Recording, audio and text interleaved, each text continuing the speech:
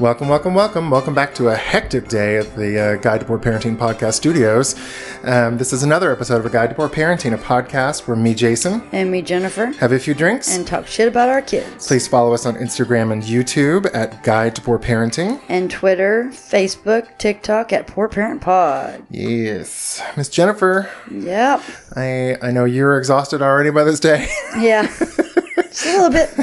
But I am super excited because we have a very special guest. For all our loyal listeners, Benjamin out there, you've heard her name mentioned quite a few times, but it is my daughter, Keke. Yay. Hi, Keke. Say hi. Hello. How are you? We are good. Thanks for having me. Oh, thanks you for coming. Definitely. Thank you for coming. So just a little backstory on Keke. We'll get into the interview in a second, but Zane and I adopted Justin at 17, and then I think you were 19 when we adopted you? Yeah. 19. Yeah. You had just aged out of the foster care system. Yep. So we got a lot of good stories and a lot of painful ones, but it's interesting at least. Mm-hmm. So Miss Keke, what are we drinking today? The little Cosmopolitan. Yeah. Mine is kind of mixed with is Grand Marnier, and it has like some cranberry juice in it. It's pretty good. Yeah, a little strong, but pretty good.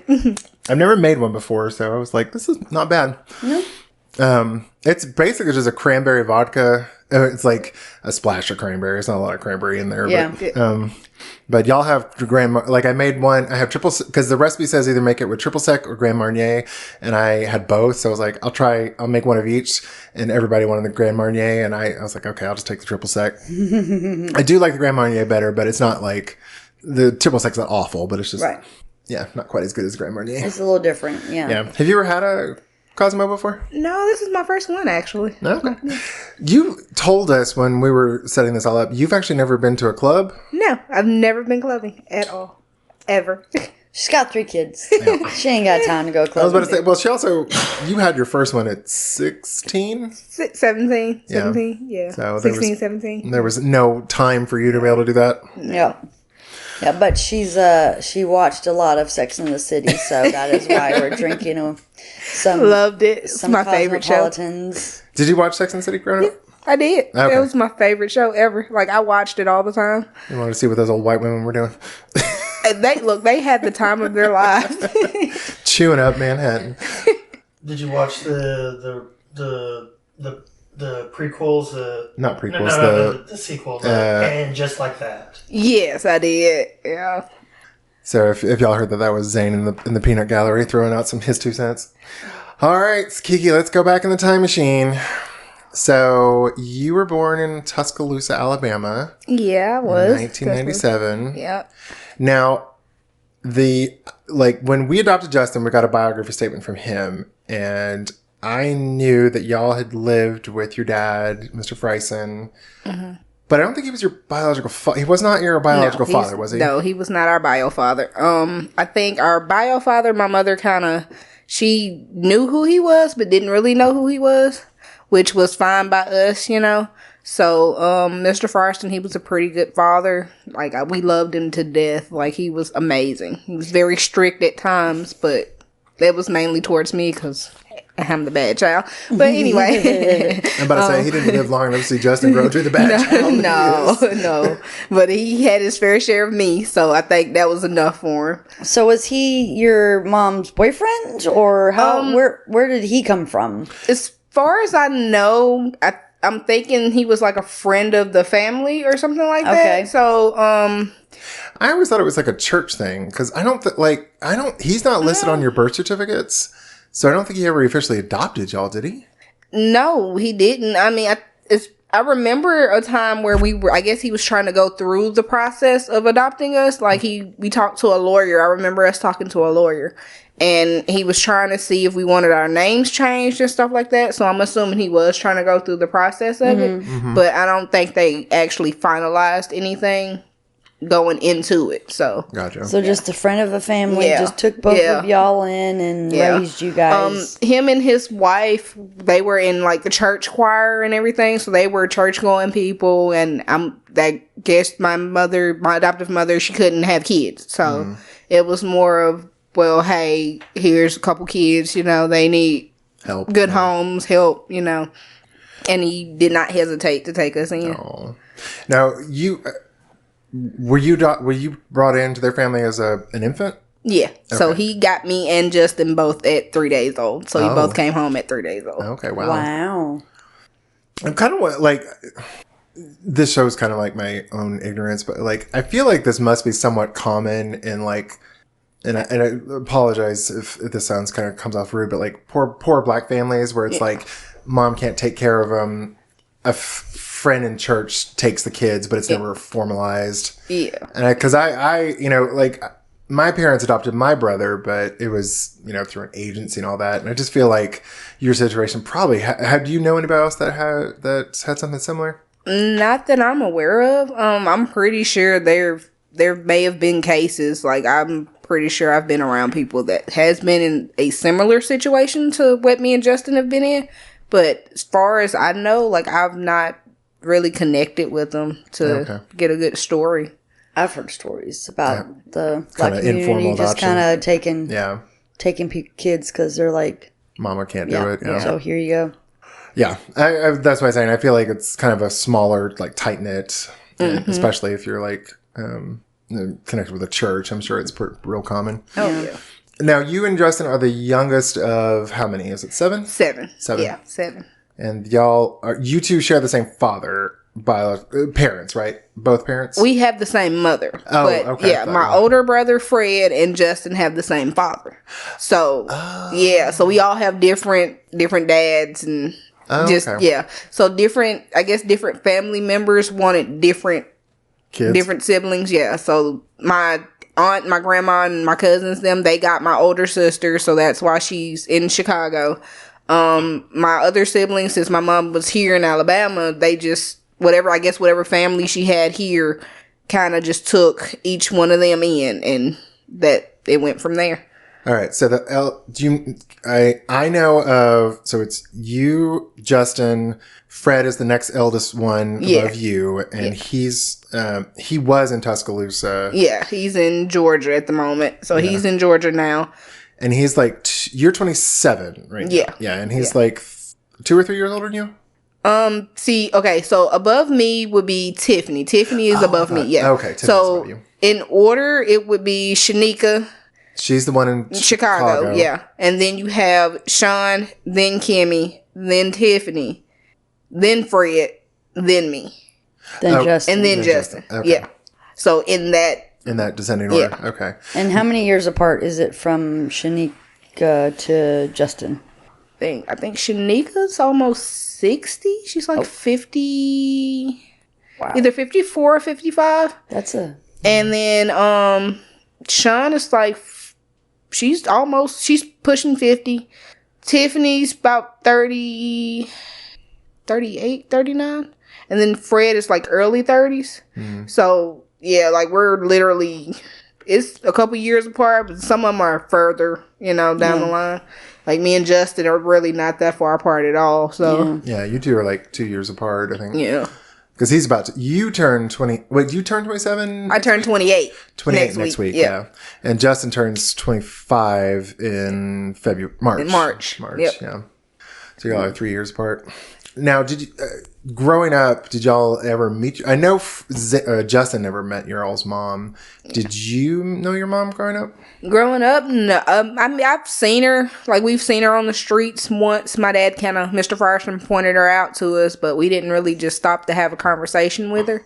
I didn't really start fully having a conversation with her until after I had Kalia. So it was more of hey, let me, come in, let me see, talk to my mom and figure out, everything, get to know her a little bit. So it was more of me. Like, I called her every day. I used to text her, and it was one of those, hey, mom. And she basically told me, I'm sorry that I had to give y'all up. Like, she apologized and everything, which I kind of understood the situation. Like, I understand.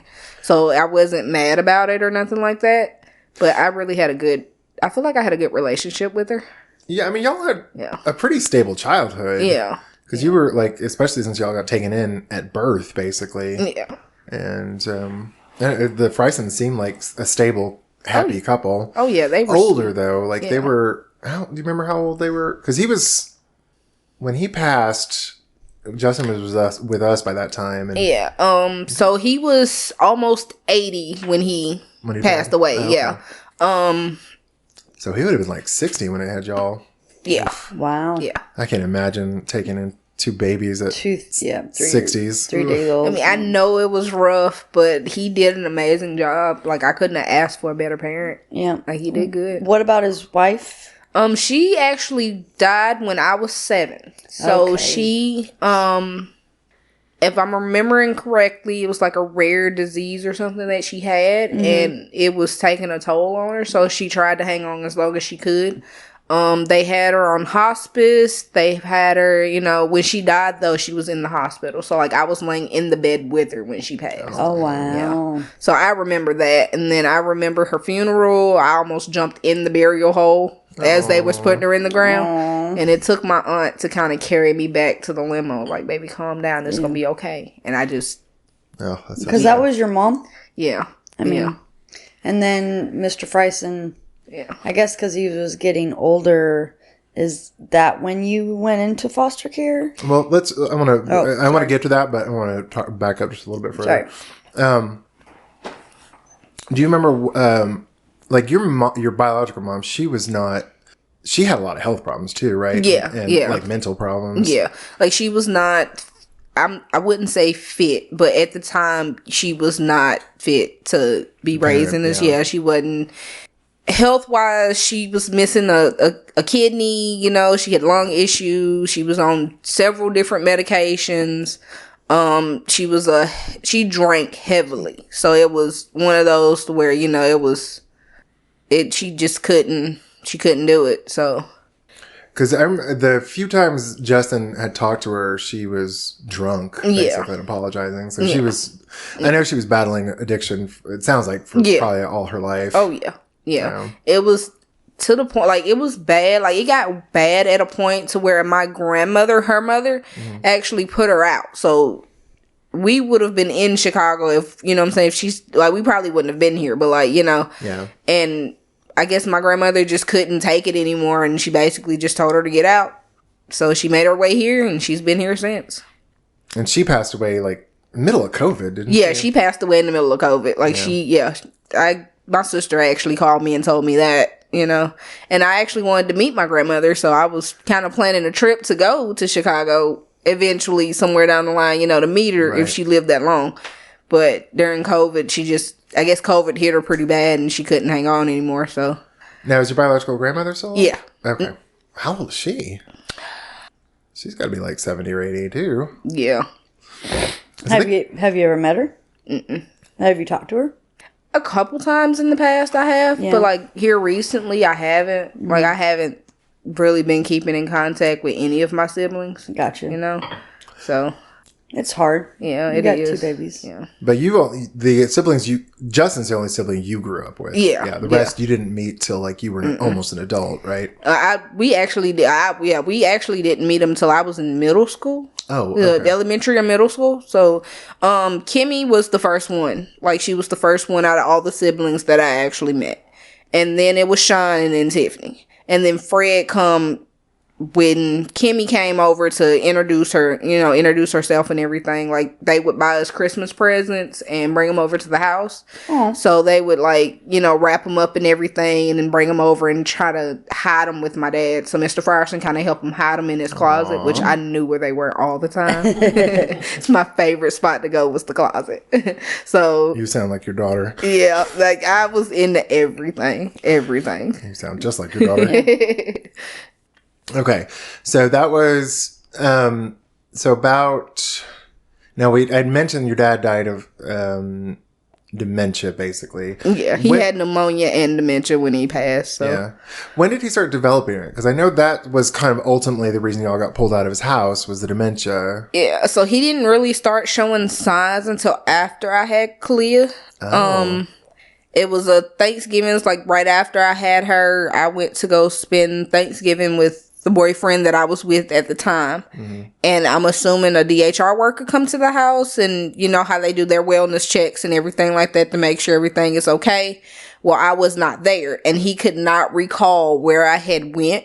Oh. And it just went from there. So, like, she basically went back, put an APB out on me and Kalia, because at that point, we were missing. You know what I'm saying? So, they eventually found us, and the boyfriend that I was with, his mom actually took us in and kept us until Fred kind of passed, I guess, their home inspections and everything, with him staying with the girlfriend he had.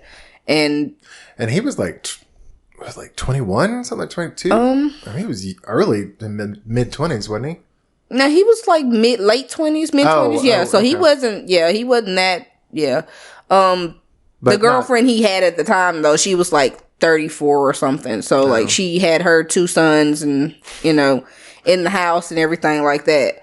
And she was okay letting. I mean, she seemed okay with it at first, and then I guess anytime they got into it, she was just, oh, well, you gotta go. I remember a time where she put us out. Like, she put him out and then put me and Justin and Kalia out. And she was 6 months old at the time. We walked to a hotel with trash bags full of clothes because she would not let us stay in the house. Wow. Yeah. Like, it was bad. And this was 17, when you were 17? Mm-hmm. Mm-hmm. Can't imagine. I bet that was scary as hell. It was. We slept in a hotel for a night, and then we eventually, I guess she calmed down enough to let us come back to the house so he could get some of his stuff. But he tried to convince her, to let us stay at least until we found somewhere to go. And she was not having that. So at that point, DHR basically was just like, yeah, no. Like, we have to find better accommodations. Yeah. Because this is not going to work. My social worker, Alicia, was actually me and Fred's counselor. That's how I first met her. At school? No, she was our family counselor, like our home counselor. Okay. Yeah. So DHR basically sent her out to the house to try to counsel me and Fred, because we don't get along very much. Like, we get along just enough, but not enough to, like me and Justin, we're really close. But me and Fred, we're not that close. You have to love him from a distance. Yeah. So it's more of, stay over there, I still love you, but just no. What, so you're 17, DHR is fine. It's like, okay, this is enough. I know for Justin, they put him into, I think, a foster home. Yeah. He went to all boys ranch, if I'm remembering correctly. Well, that's where he was when we, for a while, but I know he said, he told us that he was in a foster home, and he got into it with the foster dad. Yeah. So he went there first, and I think the foster dad basically put his hands on him, which is a big no-no with DHR. Yeah. So, he asked, I'm trying to think if Alicia was our social worker at the time, but I know for me, she wasn't. So I had a male social worker, but he kind of moved from the foster home to the boys ranch, and that's where he's ultimately ended up. Yeah, I remember Justin went from that one foster home to the boys ranch, and I think he said he mentioned a male social worker too. So I'm sure you had the same one. Yeah, I'm sure we had the same one. So after the male social worker, then you got Alicia, the devil. Again? No, she was at a that counselor. point, she was a counselor at first. So after the male social worker I had, she ultimately became a social worker, and then she ended up being mine and Justin's social worker. Oh, but we don't like her. No, we do not like her. No, we'll have stories about her in just a minute, but yeah, she was awful. So when they pulled you out of that unstable situation with Fred, did you go straight to Cullman, Alabama? They basically gave me an ultimatum. It was either I signed myself to go to Child Haven in Cullman, or they could take Kalia from me and just separate us and terminate my rights right in and there. So that was the ultimatum that Alicia did give me. But I was like, you know what? Like, y'all are not taking my kid. I signed myself, and I was like, if it'll help me, then I'll do it. And that's what I did. So I went to Child Haven. So that's where we met you. So we met you in I think it was the end of 2017, because we got Justin. We got Justin in 2017, and we drove to Texas with him for Christmas, I think. And on the way back, I think we stopped by and saw you and Kalia. That was the first time seeing you. Yeah. And he was really excited to see you. And I remember that first time we met y'all, you and all 4 of us, well, I guess 5 of us, were in the kitchen at Child Haven. and I was bouncing Kalia on my lap, or she was in my lap, and I was letting her play on my phone, and I was bouncing her, and she turned around and looked me in the face. She was like, "Sir, could you please stop bouncing me?" I was like, yes, I can. So how old was Clea at that time? She would have been four. Yeah, she was four. So Child Haven. So for our outside listeners, Cullman, Alabama, and for the people who are kind of new to the podcast, Zay and I are a white gay male couple, and Keke and Justin are black. And Cullman, Alabama is, and was for the longest time, the seat of the KKK in Alabama. It was the home. The home. It was considered what's called a sundown town, where you better get your black ass out of town before sun goes down. Yep. They had a sign up and everything. Like, it still sits in the basement of the city hall. How was that? Because, like, I would imagine, like, now it's not so bad. It seems like it's, like, I actually know my massage therapist that I go to, his family is Mexican-American, and his parents raised him there. And I'm like, how the fuck do you grow up there as a minority in Cullman, Alabama? How was that? I mean, when I first moved there, I was the only speck, and I'm going to say this in the nicest way I possibly can. I was the only speck of dirt that you could find for miles. We had some rude people, you know, like, majority of them were sweet. Like, I've been called the ENIGGER twice since I've been there. But that's been it twice. Wow. That was it. And they were, you know, immature children, and I was in high school, so... Oh, okay. Yeah, you know, it's one of those, well, you know, their grandparents were still living on the, you know, they don't deserve to be still here. In the KKK. Yeah. So I was thinking you'd be like, because I know you had a job at McDonald's out in Cullman. I'm amazed they weren't just throwing the N-word at you left and right.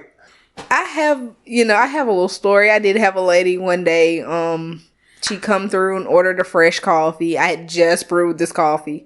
Well, she comes through, gets the coffee, and not even 5 minutes later, she calls like, "Hey, my coffee wasn't hot. I don't know. Like, I need a new coffee." Well, I was like, "Yes, ma'am. Come back through, and I'll, do it for. I'll get you a new one, brew you a new one." Well, she gets up to the window and she takes the lid off of this coffee, and this coffee was a nice regular size cup, and throws it. Throws it. On you? On me. Yes. It was scalding hot coffee. So my GM, I loved her. Like, she is the sweetest woman ever. And she was white lady, 30s. Yeah. She sweetest person ever. Well, she hears me. She comes flying out of the office and she's like, "What's going on?" I was like, "This just threw coffee on me. Get this." She's like, "Okay, well, just go. I'll take care of it." So I go sit in the break room and I'm hearing my GM cuss this lady out from A to Z. Good. From the break room. I was like, "Yeah, I love you. I love you." Wow. I don't know. Every time we come down to Cullman and have, take you out for something, I'm always amazed because, we've gone to Golden Corral, which is, white trash central. And, we're the only family that has any bit of color. It's just a sea of white. Yep. Every time we go down there, I'm just like, Christ on a cracker. I can't believe how white this town is. Yep.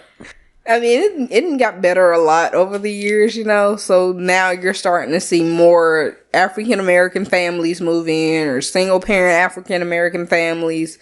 In my apartment complex, where I live right now, there's a total of maybe 4, maybe 5 African-American families that I can point out with just single women with kids, They're not so bad. I know there were 6, but one did move out. She moved back to Birmingham. But she came from Child Haven just like I did. I have one right now that's across the way from where I used to live in my old apartment complex, and she's 2 years out of Child Haven, and she's a black girl. I think she's from Mobile. So were there a lot of black ladies at Child Haven? It was just me for ever. I met really? one. Yeah, when I first moved in my house, there was one girl. Her name Shamora. Shay is her nickname. She was my best friend. I treated her like my sister, and we were the only 2 black girls on campus. The only 2. Yeah. So for just to give a little more context, Child Haven is it's a group home for single mothers who are pulled into foster care. Yeah, and not only for single mothers, it's for teenagers that's uncontrollable. So like if their parents can't really do anything with them, that's where they send them. Girls, though. Girls, right? yeah. Okay. It used to be a cohabitant campus, so boys were on campus at one point, but they've had incidents to where they just stopped allowing boys in, and it just became an all-girls campus. Yeah. So that's where Probably Wesley the would have smart. gone 10 years ago. Yeah. Yeah. That was for the best. I can say Yeah. that. They would have more babies later on.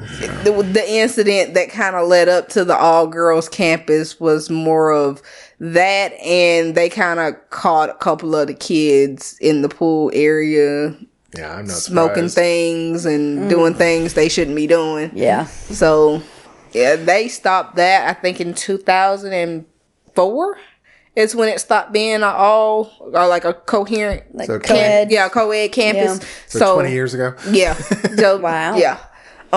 Ever since then, it's just been all girls. When I was there, they had a total of 4 moms and baby cottages and 2 teen cottages, so kids without babies, you know. Just the really shitty girls. We had one house parent. She would come in. She lives in Birmingham.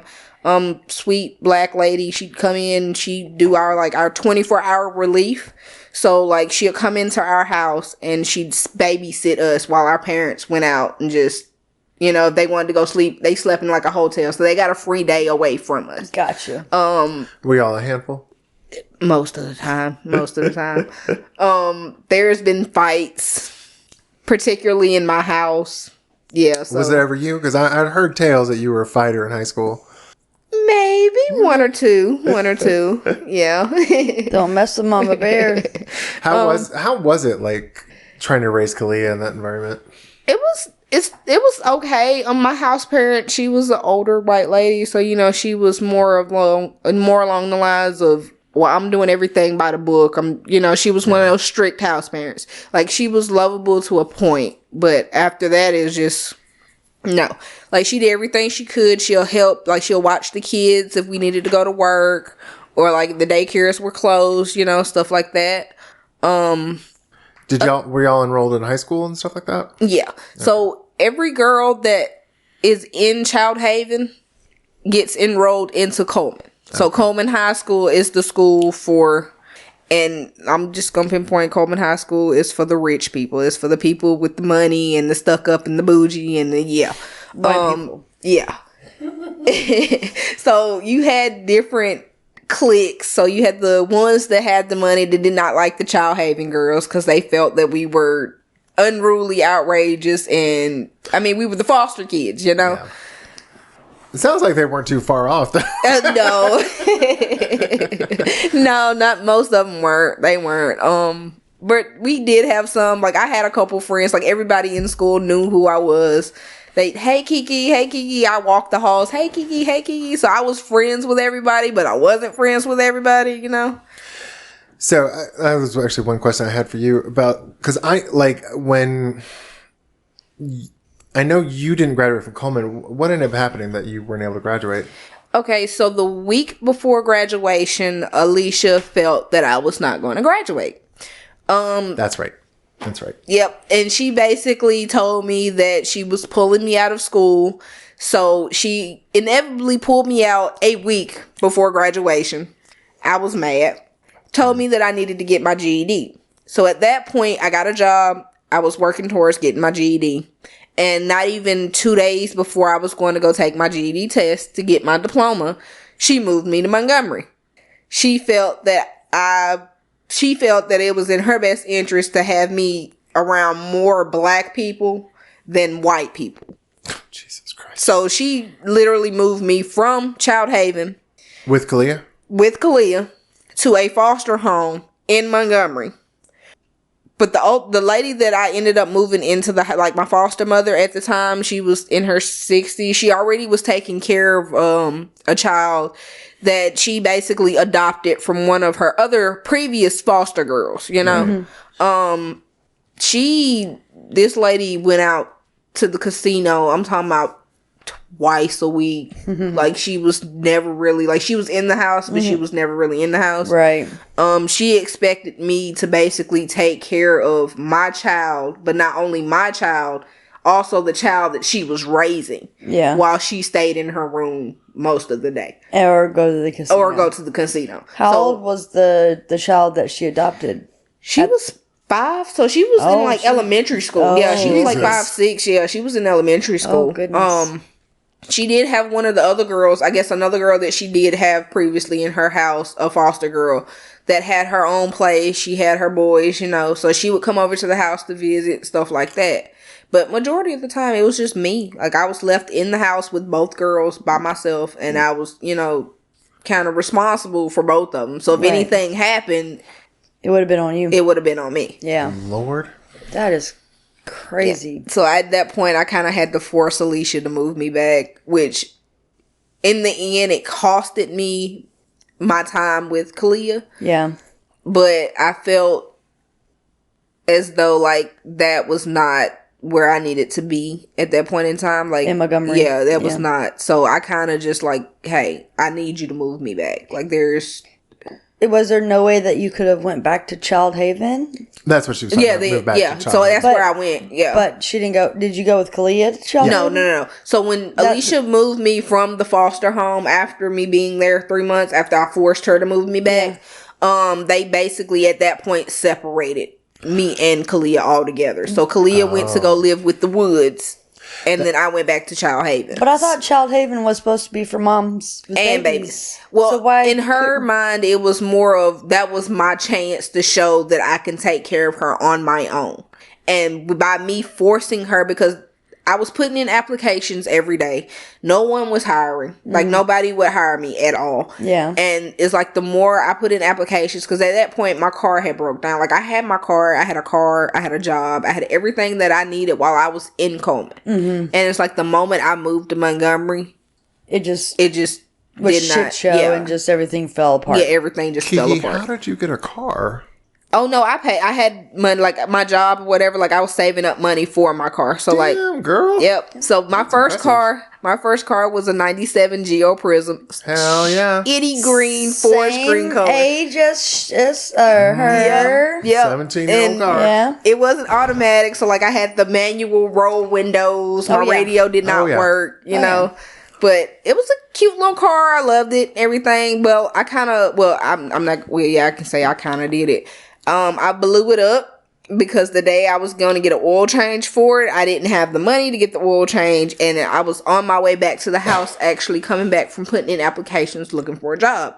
It completely blew up on me. Like, blew up. Smoke, all the above, everything you could think of, it just went to shit. So I kind of had to... And this was Montgomery? Yeah. So I kind of had to leave it. And they impounded it, but I didn't have the money to get it out. Yeah. So it just stayed. Most of my stuff was in the trunk of it. So, like, yeah. Damn. Yeah. So I basically, when I moved back, I had to... I mean, luckily enough, the GM that I had at McDonald's kept the spot for me. So when I came back, I had a job. Like, I knew I had a job. At Cullman. Yeah, in Cullman. Like, I had a job. So I'm trying to get my timelines right here. So we saw you December of 17. When did you go to Montgomery? Was that like... would that have been like spring of 18? Yeah. That would have been about spring of 18. Yeah. Okay. So it was... And you stayed there for 3 months? That was before, 3 months. That was before you adopted me. So you still had Justin at this point. Like, me. We formalized our adoption with Justin like in... It was 18, like right before, it was like February, I think, of 18, because it was right before his birthday. So I was in Montgomery at that point. By that point, they moved me back. So yeah, I remember when they pulled, well, you had turned 19, you would have turned 19 when that year. Oh, so you would, okay. Yeah. I'm amazed they took you, I mean, like, I hate, like, it's cruel, but it's like, you had aged out of the foster care system. I'm amazed. Well, I aged out at 21. So, 21. Yeah. So I aged out at 21. When I turned 19, I was in an independent living program that Child Haven had. So I, had my job and everything. But the only difference is I did not have my car at that time. Or your baby. Yeah, or my baby. So that was the only difference, But I kind of worked, like I said, I worked every day. I had everything, like they were pulling money out of my checks to make sure I had money saved up. And the day I aged out, the director over Child Haven at the time actually let me rent out one of the cottages across the street with another girl that aged out. So I had somewhere to live until I got my own apartment at that point. Yeah. I remember that. I think we helped you move out of that place. Yeah. And that was, you were 21 at that time? Mm-hmm. Okay. Yep. Now, I vaguely remember when they separated you and Kalia. But the thing I do remember the most about that bitch Alicia was that she just made it so fucking hard for you to, like, they moved her, like, you were still in Cullman, and Alicia's brilliant mind, she's like, oh, I want to move Kalia back to Tuscaloosa where y'all are originally from. I guess so she didn't have to drive as far because you were about to be out of the system and she didn't give a shit about you. Yeah. So that's basically what it was. She just moved Kalia in with the Woods, which was in Tuscaloosa. And the way she had it set up is she had a transporter come to Cullman to pick me up every other weekend. And they would drive me to Tuscaloosa and drop me off at the church with the Woods. Mm-hmm. And I would go through church, I'd be in church service. And after church service, I go back to the Woods house with Kalia and spend the remainder of my visit there until the transporter picked me up about 8 o'clock. Oh, God. And then drove me back. So a 2-hour drive. Yeah. Oh, I bet you were tired. Oh, I was. But it was worth it. I got to hang out with my child and spend time with her, But still her being so far away. Yeah, so far away. Like, not being able to, hey, well, can I, come sit for a minute? Like, I couldn't ultimately do that, you know? So, the weekends were my time I had to squeeze in every minute that I could. Yep. But, like, what was weird, though, is, like, even though they were, I think Alicia had to be forced by the judge to provide the transporter. Yeah, she was. Because when they started out, they were like, oh, Keke, you're not trying hard enough to see your daughter. Yeah. Even though you don't have a goddamn car. Yeah. And you moved your daughter 2 hours away. They're like, oh, she's not trying hard enough. So I vaguely remember, I think around this time, you got a court summons. Mm-hmm. And we were confused as what was going on. So I was like, okay, I'm going to go with you. And that's when they're like, oh, you're not trying hard. Or Alicia was alleging that you weren't trying hard enough to get back with Kalia. Yeah. And the judge, she felt like that I didn't give a crap. And I just wanted to just be a teenager at that point. Which by then, like, you moved me to Montgomery. Everything fell apart when I was perfectly fine where I was. Right. And then you moved my child 2.5, almost 3 hours away from me, knowing that I have no transportation or any means to get to her. Yeah. I'm not understanding how that made sense to her, but I suspect had she just left her in Child Haven in Cullman, Alabama, you probably wouldn't have been. No, I would have been fine. Like, I literally you would have graduated. Yeah, I would have graduated, had my own apartment. Yeah. Yep. Mm-hmm. Everything. Yeah. But like I felt like ultimately she was just a big part of just trying to make sure that I failed. Which doesn't make sense when she was your counselor with Fred. Yeah. And you were on good terms at that point, and then she just became, like, as soon as she became a social worker, it was like, I'm going to be a bitch now. Oh, it made no sense. She was Justin's social worker, and so when we got the information to adopt him, she brought him up here, and she was sitting with us privately, and she's like, are y'all sure you want to adopt him? And I'm like, isn't this your job to get him a home where he's like taken care of and loved? And like, Justin's not perfect by any means, but he's been a great kid. Yeah. He's certainly got his flaws, but goddamn, he's not violent. He doesn't, compared to his goddamn friends that are idiots. Yeah. I was like, he's a diamond in the fucking rough. Yeah. So, yeah, Alicia, I hated Alicia. I don't think anybody in our family likes Alicia. Even the Woods were like, is something wrong with her? Yeah, that's what I was like. I'm pretty sure, like, she was, if I'm not mistaken, I think she was having, like, issues of her own with her own kids at the time. So I'm thinking that may have played a part in it. But at the same time, like, this is your job. Like, this is what you signed up for, is to help us. You know what I'm saying? Yeah. Like, we're basically in the system. We're products of the system now. Like, your job is to basically help us find homes and get us out of it. Like, you're an African-American woman just like we're African-American kids. You should understand, like, this is not where, you know what I'm saying? Like, where most of us need to be. Like, granted, some kids don't ultimately get a chance to leave the system. They grow up in it and go down the wrong path. Right. So... just crazy. Yeah.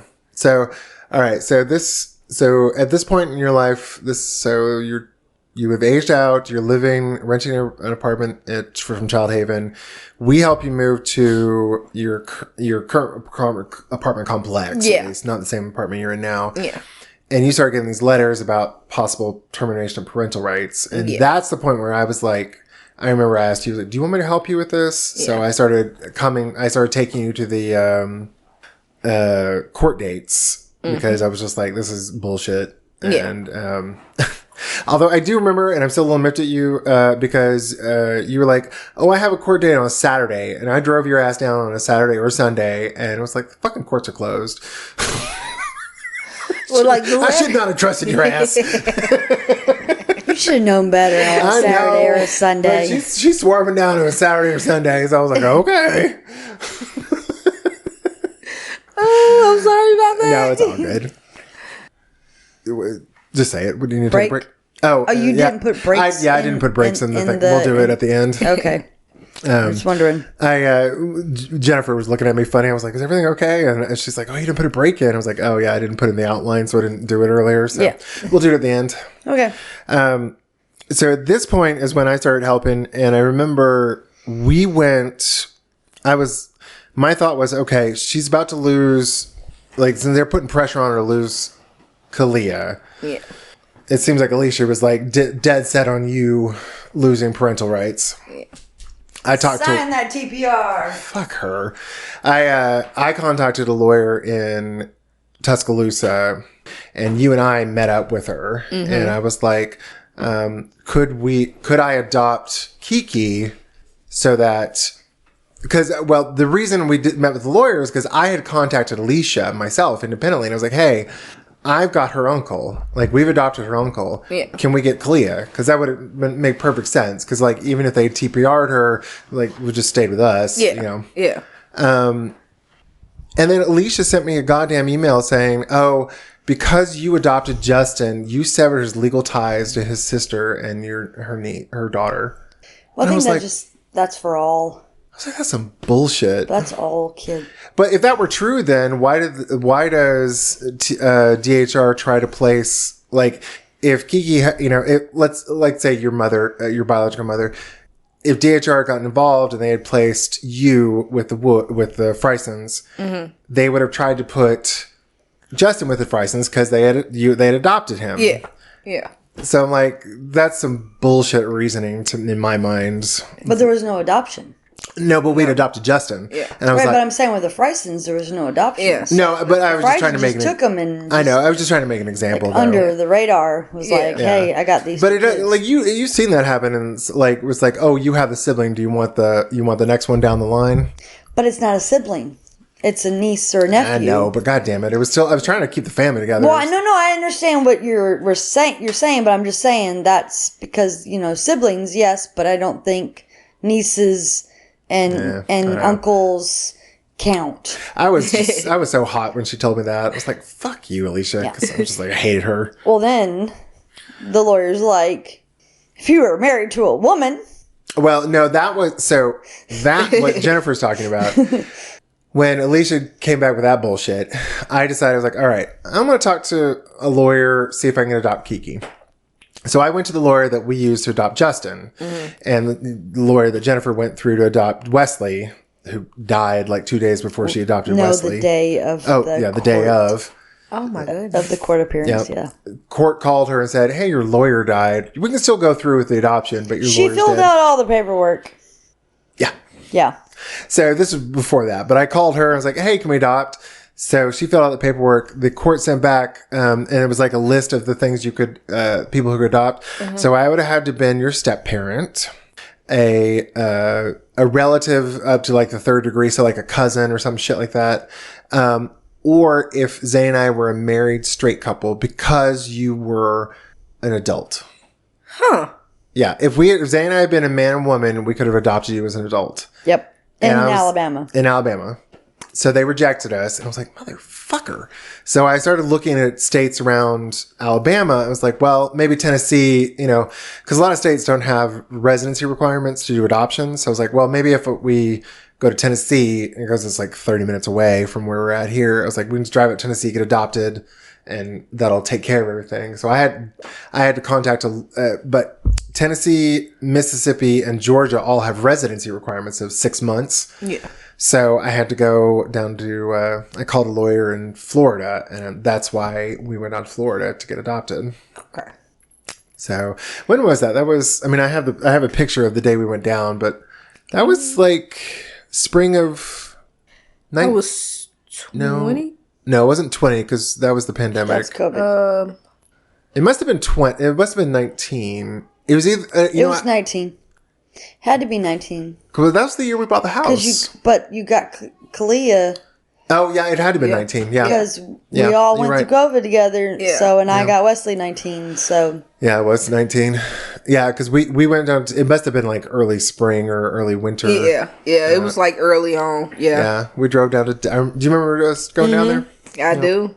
'Cause I was like, I've never seen like the beach or anything like that. So that was like the closest that I could see, open water like that. So after we saw the lawyer and everything like that, we kind of went and I got a new daddies. Or daddies. I got daddies now.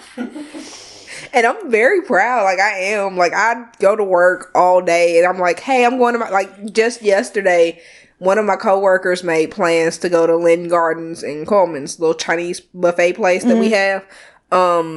But anyway, he set up like a date for everybody who didn't or who wasn't working today about 1:30 to come out and just all of us was going to eat together and just chill and hang out.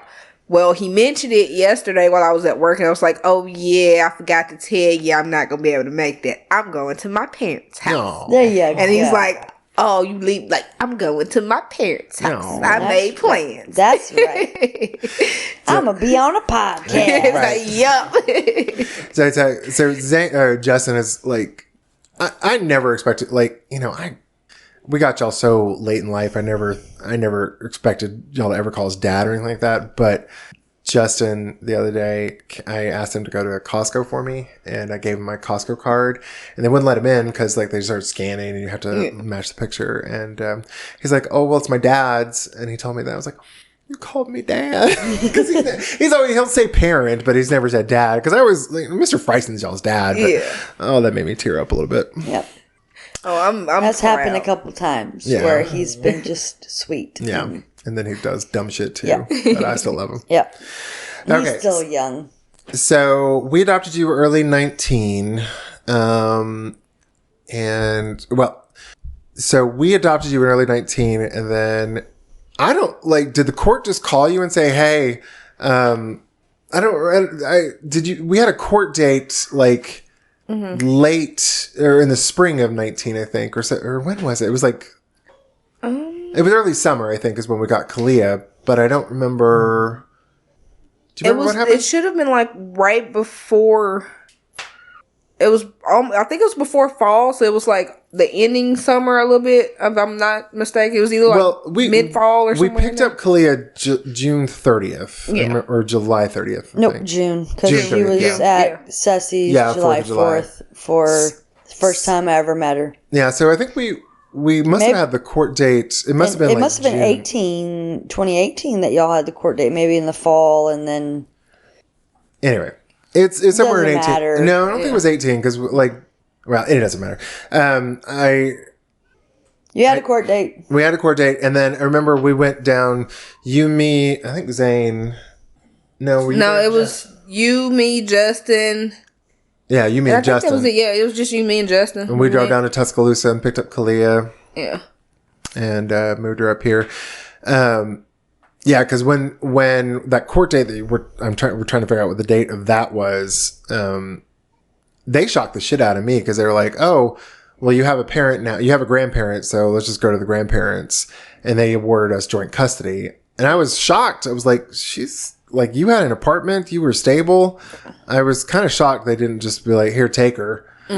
But did we tell you about that too, though? So, we adopted Justin, and he was kind of already aging out. He was 17 when we adopted him. So we're like, oh, well, why don't we try to adopt another kid too? Yeah. We were, the day we found out we were going to get Kalia, we were going to go meet another kid to adopt. I think I remember you telling me that. Yeah. Yeah. And I had to call our social worker. I'm like, hey, this, I didn't realize this was happening. She was so fucking mad at me. And I was like, I'm so sorry. I was like, I didn't realize it was going to happen. I don't think she told the kid yet. Thank God. Yeah. But, we were going to get, there was a 15 or 16-year-old little gay kid we were going to adopt.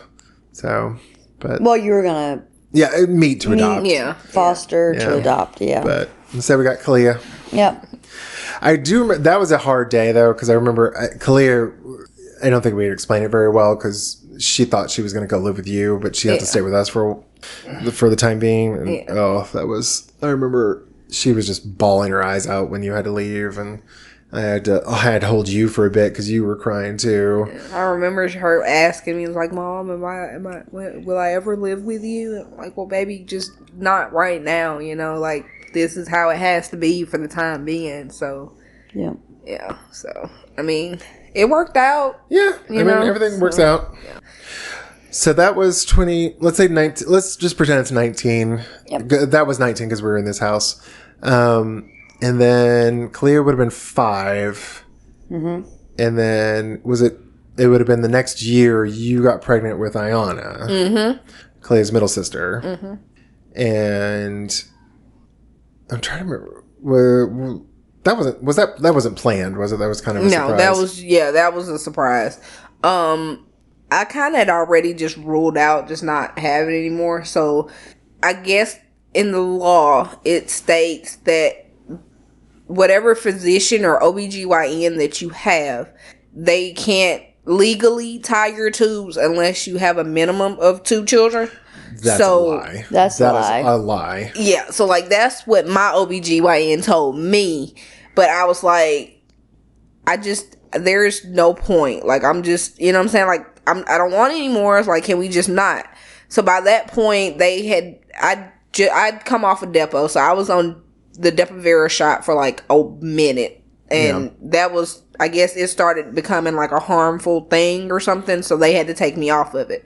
Well, at that point, I was doing birth control. Like, I had birth control I was taking every day. Well, Yana was a surprise child for me. Yeah. That was the shocker child. Well, she was my COVID baby. Let's just say that. Let me ask, was your OBGYN a male or female? With Kalia or with Yana? The one that told you that you could not get your... Male. Yeah. Male doctors, for some reason, think that you don't know what you're talking about. And I hate it, and I hear so many stories. Yep. Like, especially, like, with people with, like, the endometriosis that really, really hurts. They're just like, just take it all out because this shit hurts. Yeah. And the male ones are like, no. You might want kids one day. Yeah. I know what I want. Yeah. Yeah. But yeah, okay, so sorry. I had to throw my 2 cents in on that one. He basically just flat out told me, it was like, you have to have at least a minimum of 2 before we can tie bullshit. Or take out or do anything. Yeah. And then it depends on what your insurance will cover, if they'll even cover the tubulization or anything like that, you know? So, I had Yana. After I had Yana, I went in and I tried it again. Well, the OBGYN that I have in Cullman, same one that delivered Jalen, like he delivered Yana and Jalen, told me the same thing after I had Ayana. He was like, well, I can't do it. You might want to have a third one. Da, da, da, da. So he put me on birth control. So I was back on the pill. Come to find out, not even a good year or so later, here comes Jalen. I'm like, okay, yeah, after this, I'm done. Like, I need you to do whatever you need to do. Take them out, snip them, clip them, burn them. I don't care. Yep. Like, I'm not pushing out any more children. Right. So at that point, he was just like, okay, well, now we can do it because you had a minimum of 2. I was like, you could do it before. You just didn't want to do it. I got 3 now. Like, I got 3 now. Yeah. I mean, Jesus Christ, American healthcare system. Now, I do have a bone to pick with you, Miss Kashana Harris. Oh yeah, definitely have a bone with you. Ayana, like, I get the surprise.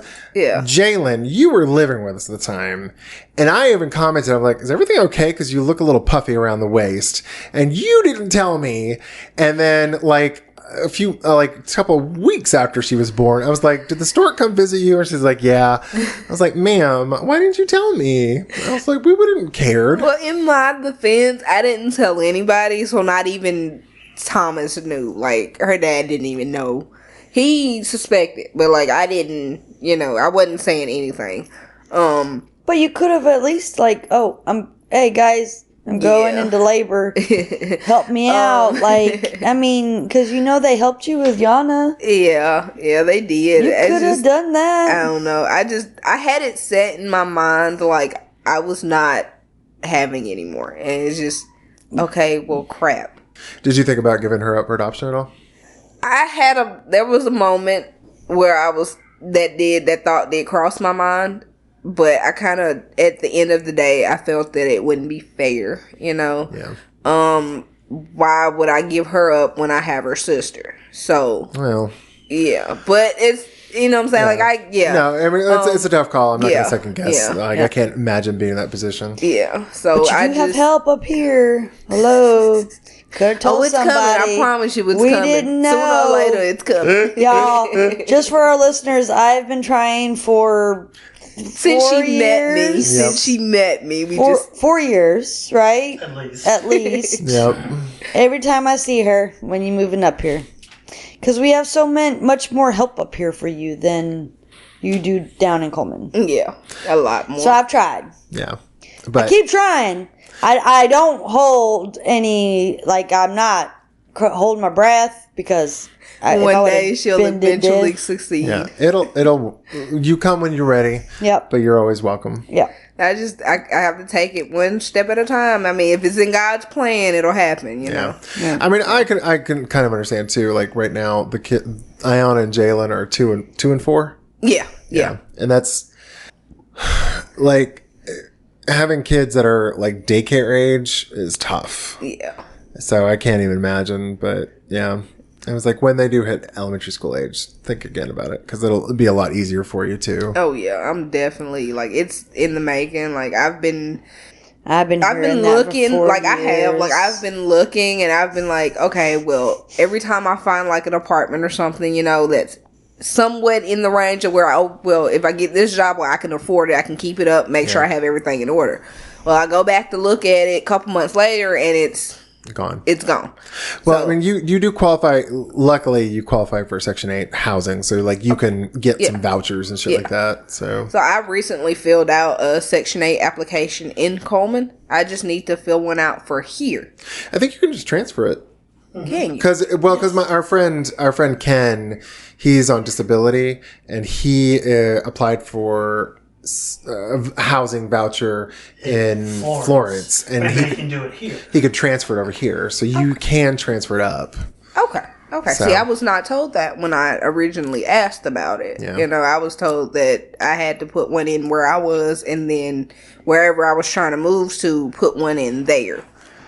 Instead of transferring. Well, I don't know. Section 8 might be way different than what Ken's going through because Section 8 is very picky. Yeah. I just know that through my sisters. Well, but I think if you're qualified for Section 8, you can get the housing vouchers, which is like puts you in a regular apartment, but gives you a severe discount. That's what you can also get houses too. Yeah. Depending on how many kids you got, or people living with you. So. Yeah. Oh Lord, it has been an adventure. Yeah. I cannot believe. So I was looking at the picture. February 19th is when we went down to Destin to adopt you. The day after Wesley's birthday. Yep. No, the day before. February 19th is what I said. And Wesley's the 18th, so the day after. Oh, I thought you said his birthday was the day after. I was like, no, sorry. It's okay. You've been drinking. You drank all your drink. I did drink, and I made a double of this Cosmo. Yep. So, keep in mind, people, I'm still sipping here. yeah, she's still, well, we made her talk the entire time. Yeah, she hadn't even tried her cookie yet. Oh. Gave away snack time. Sorry. Surprise. So, how is, I just can't even, like, the difficulty of raising, like, you know, we've been taking care of Clea since she was 5.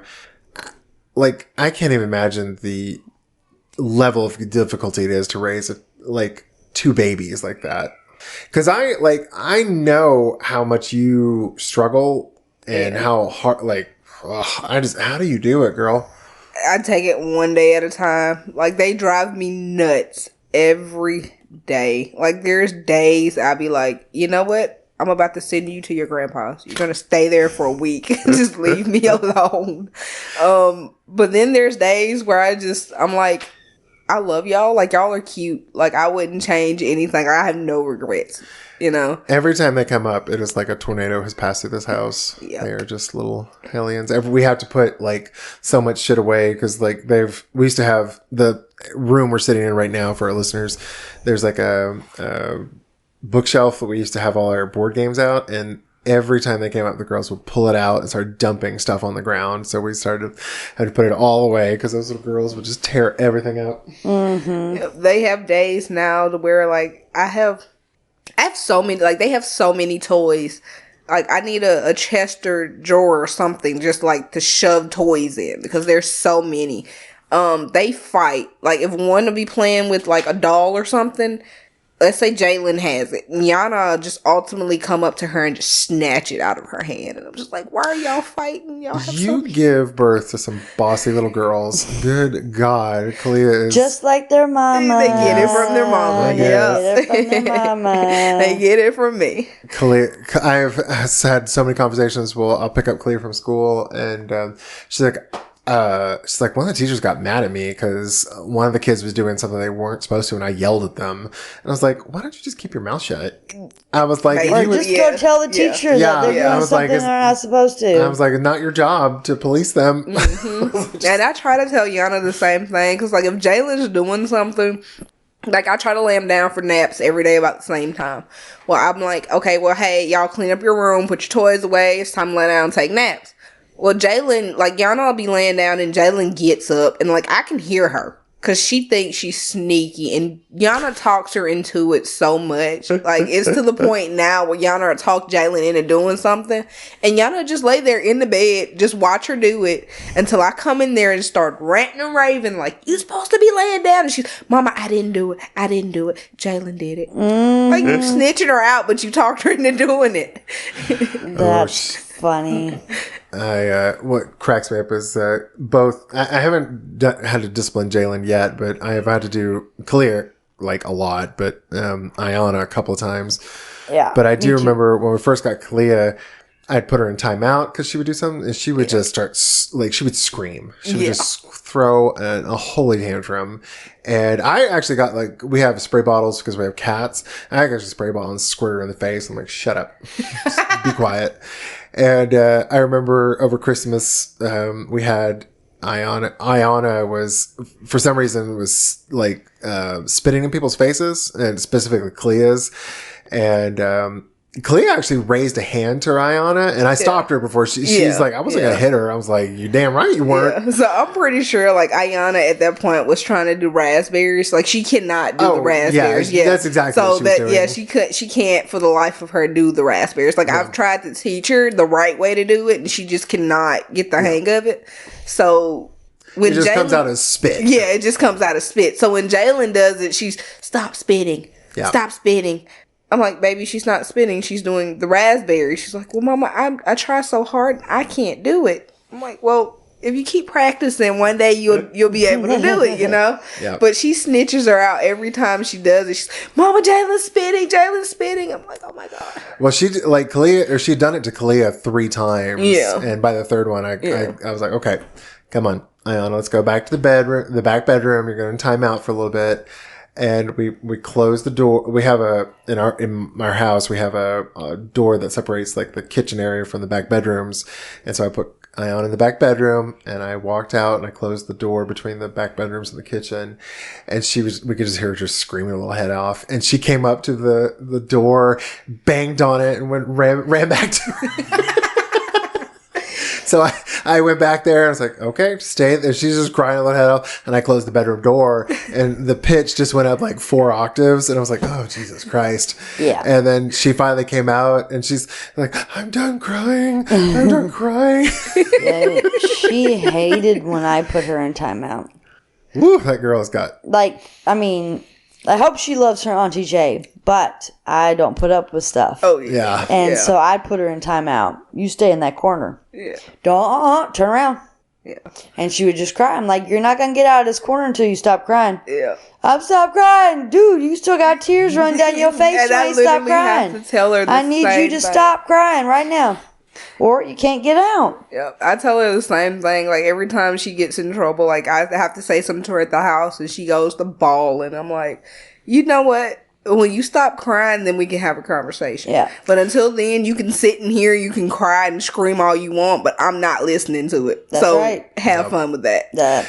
And then she'll stop and she'll just look at me with tears coming down her Yeah. face. And I'm like, are you still crying? No. And you look like you're still crying. Yeah, why we got moisture? Like, What's going like, on? fix your face. And she'll try to rearrange her face. I'm like, why are you rearranging? That's funny. But I love them little girls, and Yeah, they they love their are so Auntie cute. Jay, too. Do they, now, one thing I've noticed with Kalia, does Ayana self-punish herself? Yeah. Because Kalia, like, if we'll get onto her for something, like, she'll be watching TV, and she'll, like, be yelling at the TV. And I'm like, Kalia, please stop. And she'll just turn it off and, like, pout. And I'm like, I did not tell you to turn off TV. I'm not punishing you. Just stop screaming at it or doing whatever you're doing. Does Ayana do the same thing? Oh, yeah. She does that a lot, which I've kind of caught myself doing the exact same thing. So it's your fault. yeah, they get it from me. They get it from their mama. Yeah, they get it from me. I was watching a show just literally the other day, and Thomas come upstairs to the bedroom, and he's just like looking at me, and he's looking at the TV, and he's looking at me, and he's like, what are you watching? I was like, I don't know. And he goes to get in the bed, and I was like, I know you don't want to watch this, because he never watches anything that I'm watching, because my crap is always the romantic sitcoms and, you know, the stuff like that. Sex in the City, where this drink came from. He will not watch any of that. So I just, like, turn the TV off, and he's like, why you turn it off? I didn't tell you to turn it off. He's like, you can watch it. I'm not saying you can't. And I'm just... It's okay. Okay, Sean Harris, I'm going to get on to that. I have to do it with Kalia all the time. It's like, turn it back on? I didn't tell you to turn. Christ, girl.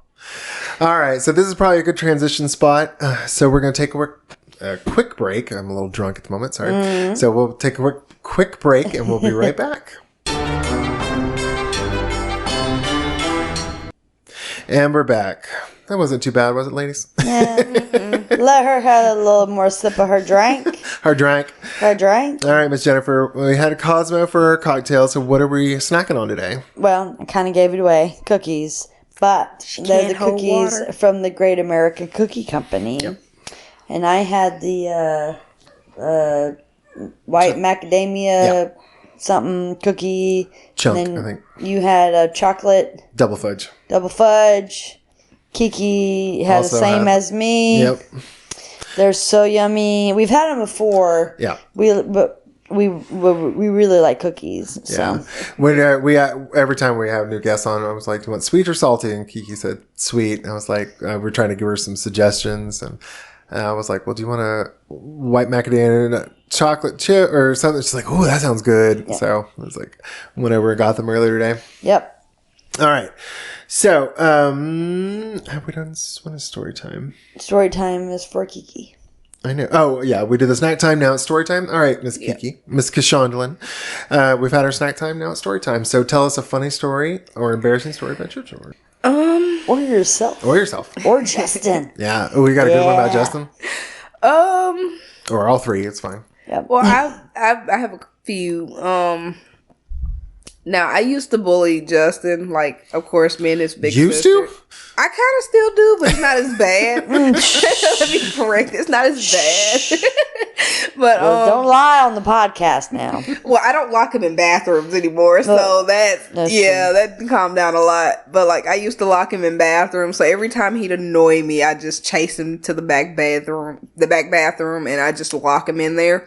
Well, at the time, our bathroom door didn't lock, so I'd have to hold it. Okay. So he'd be in there, and I'd flip the lights off, so he's in there in complete darkness as I'm holding this door. So was the light switch on the outside of the bathroom? It was the outside. Yeah. So the way the house was set up, it was, you had the front porch, and then you walk in, you had the living room, and then off to the left-hand side was my father's bedroom. Mm-hmm. Okay, well, you go into what would be the dining room / the dining room areas where our refrigerator sat, and then we had our table, and then my mother's china cabinet. Okay. And it was a pretty big china cabinet, so you couldn't miss it. Gotcha. And then off to the left-hand side, you had my bedroom. Okay. Well, right next to my door was the deep freezer, and then you go in, and then you have the kitchen, so you had the sink, the counter, the stove, and all that with the back door. Okay. Well, at the time, my dad had a lawnmower that he always kept pushed up against the back door. Okay. So you turn the corner, and then you have the sink, and then the washer dryer, and then a back bedroom, which was supposed to be Justin's room, which we used as a storage room, and then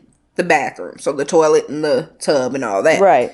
Well, the light switch was on the outside, so I literally just flipped the switch, push him in, pull the door up, hold the door. He's banging on it. Let me out, let me out, let me out. I'm like, okay. Well, I let go. I take off running. Well, this particular day, I was not thinking. So he grabs my father's butcher knife coming out behind me. Oh. Chases me. Justin. Through the house. Off to the front porch I go, and instead of me jumping off the front porch, I go to the edge of the porch and put my hand up. He almost cuts my thumb off. Oh. Yep. He does not remember him ever doing this. So I'm how old was he at the time? He blacked out? I was in elementary school, so he might have been in... I think I was just about to graduate to go to middle school, so he had just started elementary school right behind me. Yeah. He must have done it one too many times. He blacked out and he don't remember what he did. Yeah, it was one too many. It was just so happened to be one of those days. Well, at that time, my dad was sitting on the front porch, and I'm talking about I was boo-hoo crying, bloody murder. He's like, well, I'm not taking you to the hospital, so... And I did not get stitches. I put peroxide on it and band-aided my hand up. So I went to school with a bandage on an open cut. Ooh. And you could literally see white meat and bone. Oh. That's how deep it was. Yep, like he almost cut it completely clean I'm surprised off. You could still use your thumb. Yeah, like it was hard, but like it was on my left hand, so luckily I didn't use my left hand as much. But damn. Yeah, it was not. Yeah. Well, Keke too, locking him and closing the door and turning off the light. That's PTSD. He blacked out. He don't remember. Like he don't remember. Like you could ask him, he does not remember ever doing that. He'll deny it. I never did that. I never did it. Like, yeah, you did. Like I literally can tell you what hand it was. Like I remember. He's also 6 years old, so I was about to say, he was like kindergarten, third grade, something like that. Yeah. So it was, that was wow. Yeah. But we tortured each other daily. Like there's been times where he drugged me on the back of his bike going down the street.